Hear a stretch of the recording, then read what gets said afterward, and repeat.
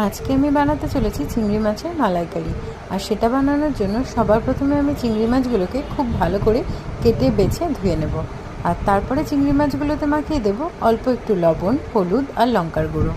তারপরে 7 থেকে 8টার মতো কাজু বাদাম, 1 চামচ গোটা জিরে, 1 চামচ কালো সর্ষে দিয়ে একটা পেস্ট বানিয়ে নিতে হবে। তারপরে নিয়ে নেবো একটা মাঝারি সাইজের পেঁয়াজ আর একটা টমেটো, রাফলি চপ করে নেবো এবং এটার একটা পেস্ট বানিয়ে নেব। তারপরে কড়াইতে সর্ষের তেল দিয়ে ছেড়ে দেবো আমি চিংড়ি মাছগুলোকে। এপিট ওপিট উল্টে আপনাদের যে কটা ব্যাচে ভাজার দরকার হবে ভেজে নেবেন চিংড়ি মাছগুলোকে। চিংড়ি মাছগুলো ভাজা হয়ে গেলে কড়াইতে যেটুকু তেল থাকবে তার মধ্যে দিয়ে দেবো আমি টমেটো আর পেঁয়াজের করে রাখা পেস্টটাকে। সাথে অ্যাড করে দেবো 2 চামচ মতো আদা রসুন বাটা। ঢাকা দিয়ে 7 থেকে 8 মিনিট হতে দেবো লো ফ্লেমে। কিছুক্ষণ অন্তর অন্তর এটাকে খুলে নেড়ে চেড়ে দেখে নিতে হবে।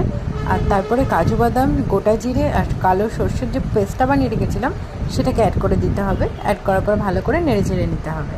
তারপরে একটা বাটিতে 2 চামচ মতো টক দই ফেটিয়ে নেব। আর এই গ্রেভির মধ্যে অ্যাড করে দেবো পরিমাণ মতো কাশ্মীরি লঙ্কার গুঁড়ো, লবণ আর হলুদ।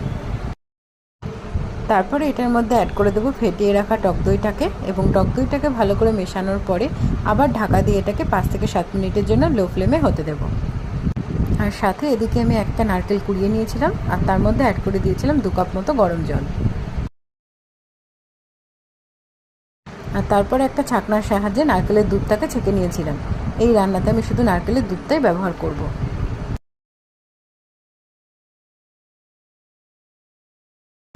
5 থেকে 7 মিনিট পরে ঢাকনাটা খুলে নারকেলের দুধটাকে গ্রেভির মধ্যে অ্যাড করে দিলাম। নারকেলের দুধটা দেওয়ার পরে 2 থেকে 3 মিনিট মতো আবার ঢাকনা দিয়ে এটাকে কুক করতে দিলাম এবং ফাইনালি 2 থেকে 3 মিনিট পরে ঢাকনাটা খুলে তার মধ্যে ভেজে রাখা চিংড়ি মাছগুলোকে অ্যাড করে দিলাম এবং সবশেষে অ্যাড করে দিলাম 1 চামচ মতো গরম মশলার গুঁড়ো। ব্যাস রেডি হয়ে গেল আমার চিংড়ি মাছের মালাইকারি।